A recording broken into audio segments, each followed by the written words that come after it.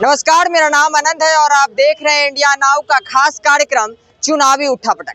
और चुनावी उठापटक के आज के इस खास कार्यक्रम में मुख्य रूप से चर्चा करेंगे 2025 में बिहार में होने वाले विधानसभा चुनाव को लेकर, क्योंकि जो चुनाव है वो अब नजदीक आते जा रहा है।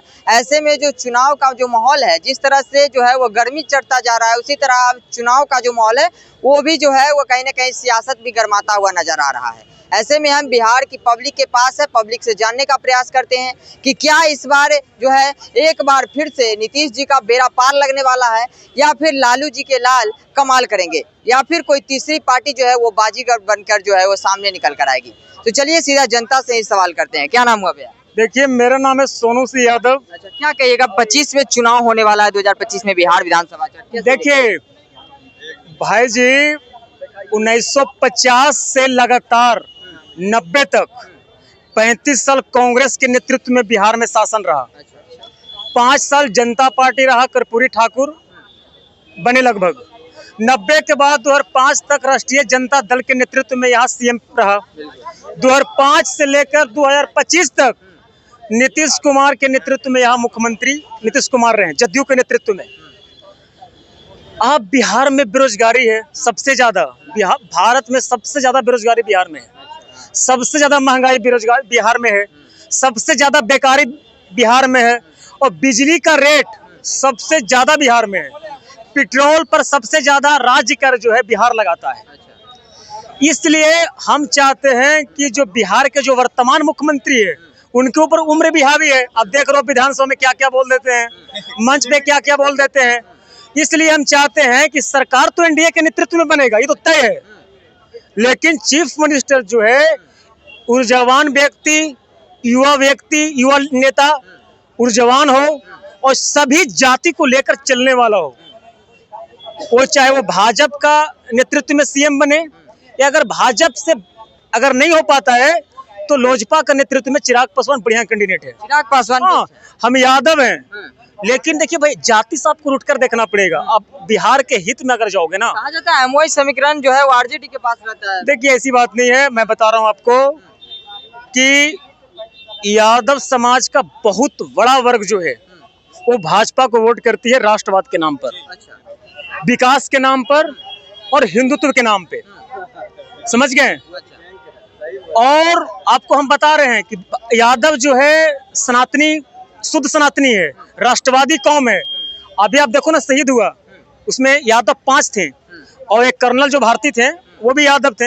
यादव राष्ट्रवादी कौम है, और यादव राष्ट्रवाद के नाम पे भाजपा को वोट करेगी। मतलब कि आपका सीधा कहना है कि आप जातिवाद पे नहीं, आप राष्ट्रवादी पे। देखिए भैया, जातिवाद तो लोग तोड़ ही रहा है। बाहर के देश से फंडिंग आ रहा है, पता है आपको।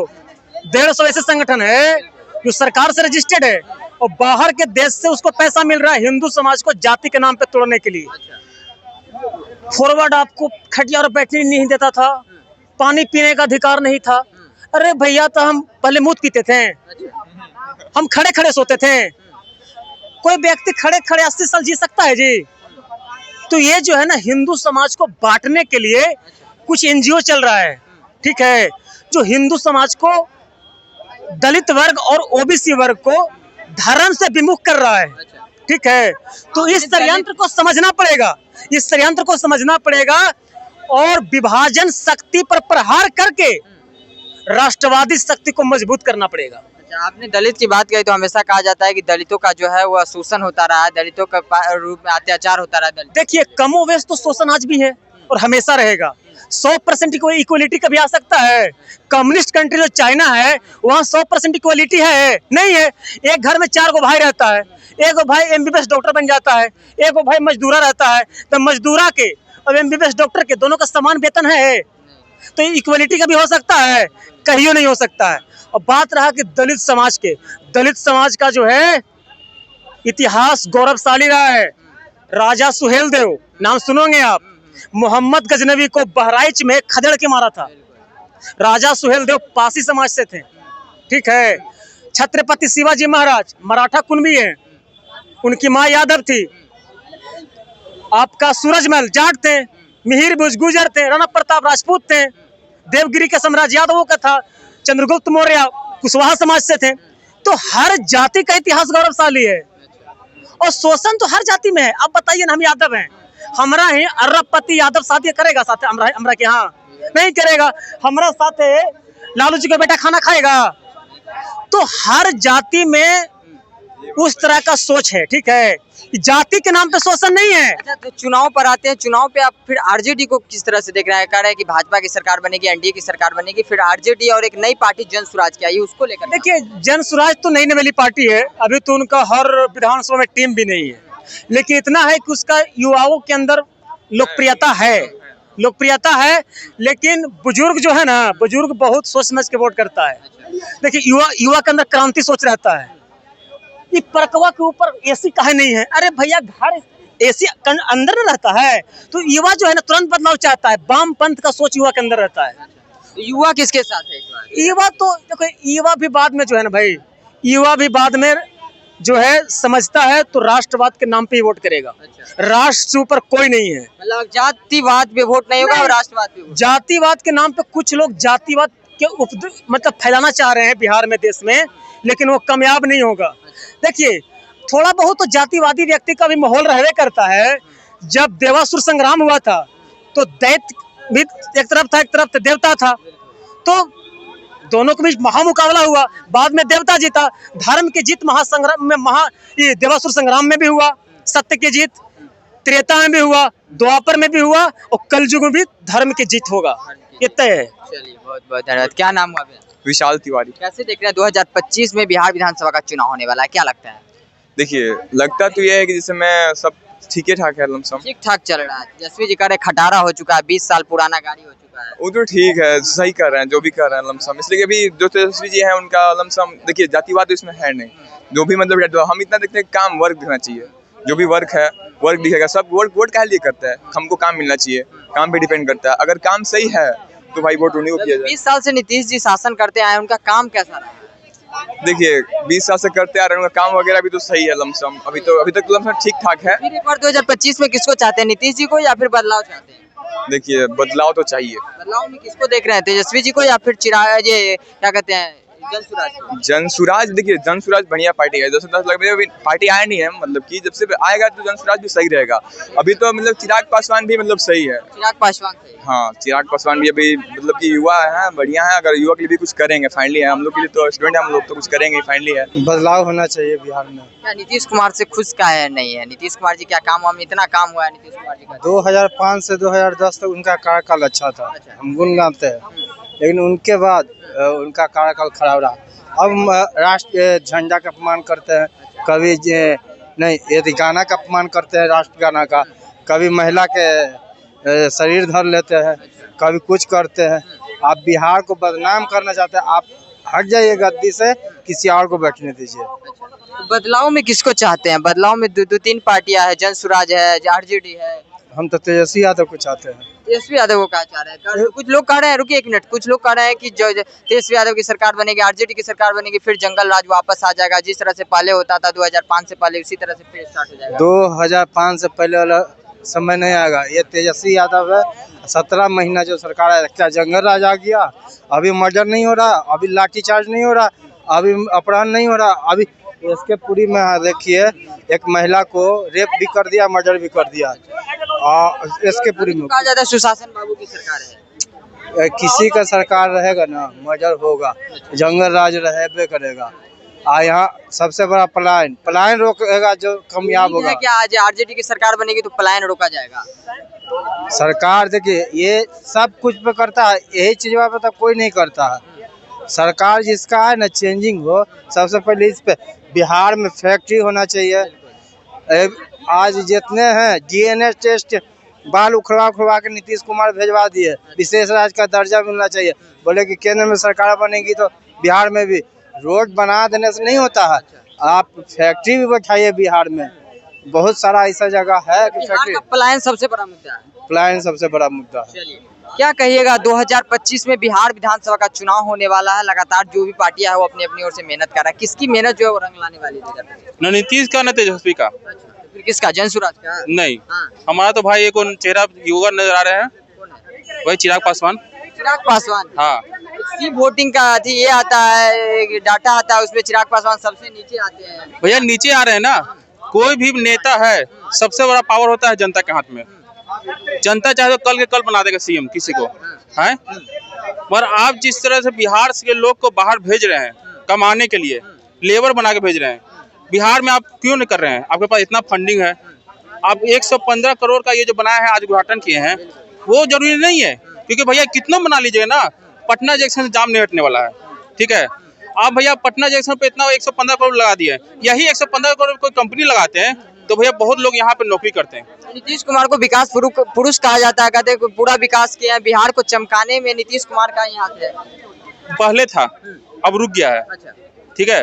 जो आप फालतू पैसा लगा रहे हैं ना गलत गलत काम में, वो पहले आप कंपनी लगाते हैं, कंपनी बैठाते हैं, आपका भी नाम होता, यहाँ के जो जनता है बाहर जा रही है वो भी यहीं रुक जाती है, यहीं पे कमा के अपने परिवार को पालती। मतलब ये जो नीतीश कुमार विकास कर रहे हैं, पुल बना के, वो भी गलत काम है। पुल बनाने का क्या फायदा है? जाम तो वही लग रहा है।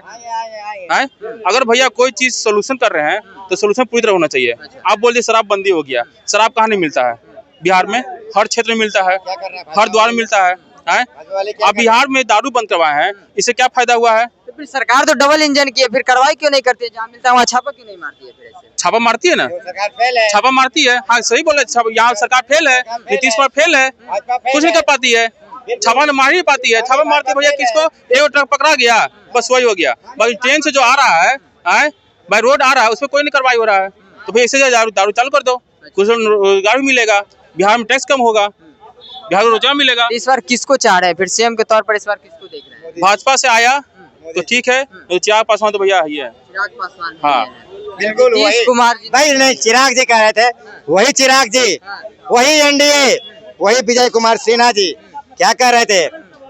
ये एनडीए गठबंधन है, बिहार में अभी नेता नहीं, नेता सीएम होगा। सवाल यह है क्या एनडीए गठबंधन एक है?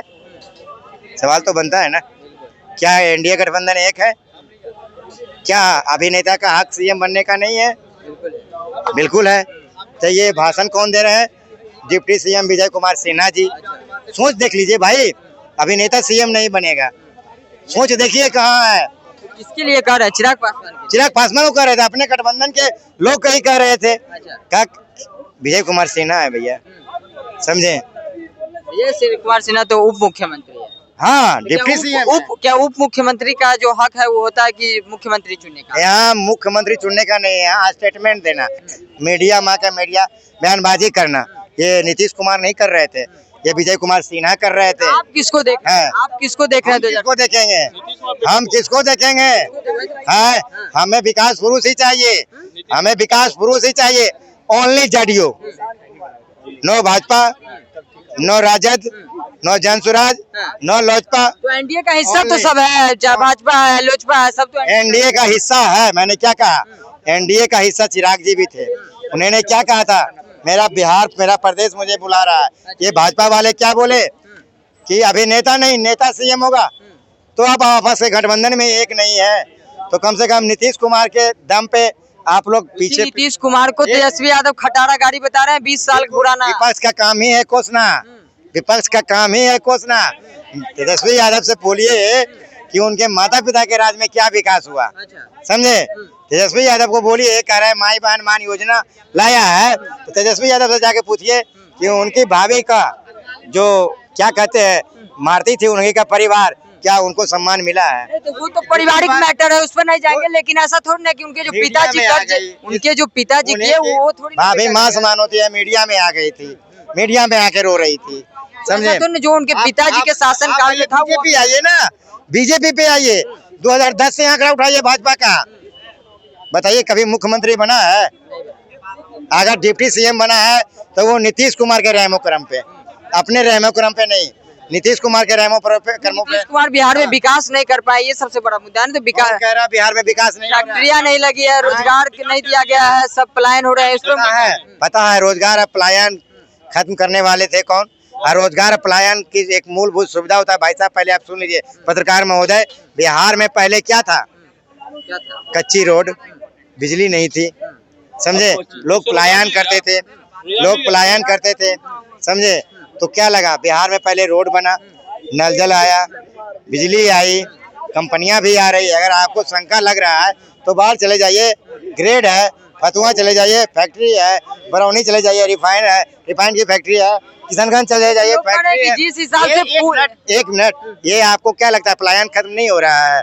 छोटे छोटे लोग पूंजी अपना लगा रहे हैं, ये आपको नहीं लग रहा पलायन खत्म हो रहे हैं? नहीं, बिहार की जनता जो करे जिस हिसाब से सड़क और पुल पुलिया का काम हुआ उस हिसाब से जो है वो बच्चों के लिए काम बिल्कुल एकदम होगा।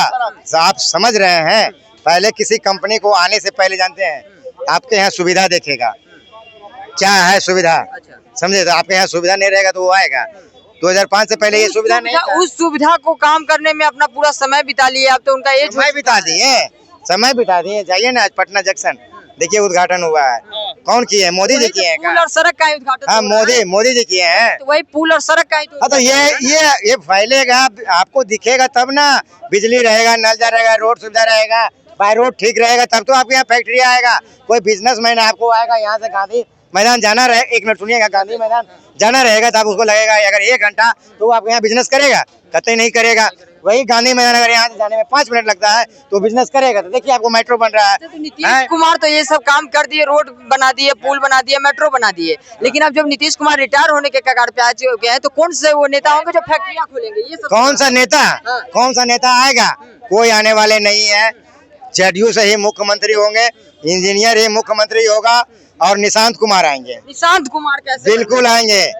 आप नीतीश कुमार देख रहे हैं ना, राजद से उठा लिया जाए, तेजस्वी यादव आ गए, लोजपा से देख लिए ये आ गए, चिराग जी आ गए, तो क्या निशांत जी नहीं संभालेंगे? तो फिर यही नीतीश कुमार तो परिवारवाद पे ये भी परिवारवाद लगा। परिवारवाद किसमें कहते हैं? चिराग जी में परिवारवाद है, चिराग जी तेजस्वी यादव में परिवारवाद है। नीतीश कुमार में अगर निशांत जी आते हैं तो परिवारवाद नहीं हुआ, समझे? अकेले निशांत जी आ रहे हैं, लेकिन इनमें फैमिली आ रहा है, इनका फैमिली आ रहा है, समझे? अब क्या नाम बताया? निशांत कुमार।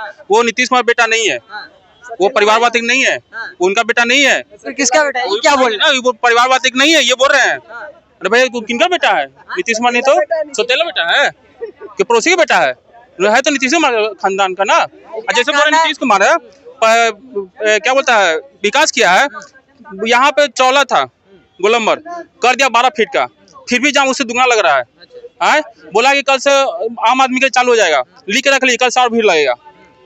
अब बोलते हैं कि सुविधा, भैया आपने 20 बस चालू कर दिया नया महिलाओं के लिए, ठीक है? पहले से और बस चालू है। रोड भैया पूरा जाम हो रहा है, तो भैया कहाँ से आएगा गाड़ी, कहाँ से बाहर से गाड़ी आएगा? आप भैया रोड के पहले व्यवस्था बनाइए, ट्रैफिक कंट्रोल करवाइए। निशांत कुमार पे बस सवाल कर नहीं, आपने कहा निशांत कुमार आएंगे। निशांत कुमार जो अभी राजनीति में कदम नहीं रखे हैं, उन निशांत कुमार कैसे जो है वो मुख्यमंत्री? देखिए, राजनीतिक में कदम रखने के लिए ना पढ़ा लिखा योग्य होना चाहिए, समझे? राजनीति समझ नहीं चाहिए। नहीं, मैंने क्या कहा? राजनीतिक में आने के लिए पढ़ा लिखा योग्य होना चाहिए। या नहीं कि मैं 250 करोड़ दिया, 125 करोड़ दिया, हवाई चप्पल वाले को हवाई जहाज में बैठा दिया, ये नहीं। राजनीतिक में पढ़ा लिखा होना चाहिए, और पढ़ा लिखा आएगा, राजनीति को बखूबी समझता है। आपने निशांत जी को नहीं देखा। निशांत जी आने से पहले मीडिया में जाइए और अच्छे अच्छे नेता के स्टेटमेंट देखिए और निशांत कुमार का स्टेटमेंट देखिए, दिमाग आपका हिल जाएगा निशांत जी का स्टेटमेंट देख के। इतना बढ़िया निशांत कुमार आए। बिल्कुल, निशांत कुमार इंजीनियर है। चलिए, तो इस वक्त हम बिहार की जनता के पास थे और जनता से जानने का प्रयास कर रहे थे कि 2025 में जो बिहार विधानसभा का चुनाव होने वाला है उसमें बिहार की जनता क्या चाह रही है, किसको जो है वो सीएम के तौर पर देखना चाह रही है। क्योंकि इस बार जो बिहार विधानसभा का चुनाव होगा वो बेहद ही जो कह लीजिए कि रोमांचक होगा, क्योंकि जितनी भी पार्टियां है वो लगातार जो है वो सत्ता में आने के लिए जो है लगातार मेहनत कर रही है। हालांकि आपको क्या लगता है कि इस बार बिहार विधानसभा चुनाव में क्या होने वाला है? इस बार बिहार के सीएम कौन बनने वाले हैं? क्या एक बार फिर से नीतीश कुमार ही रह जाएंगे या फिर बदलाव होगा? अपनी राय कमेंट बॉक्स में दे दीजिएगा। फिलहाल इस खबर में इतना ही। ऐसे ही तमाम अपडेट्स के लिए देखते रहे इंडिया नाउ।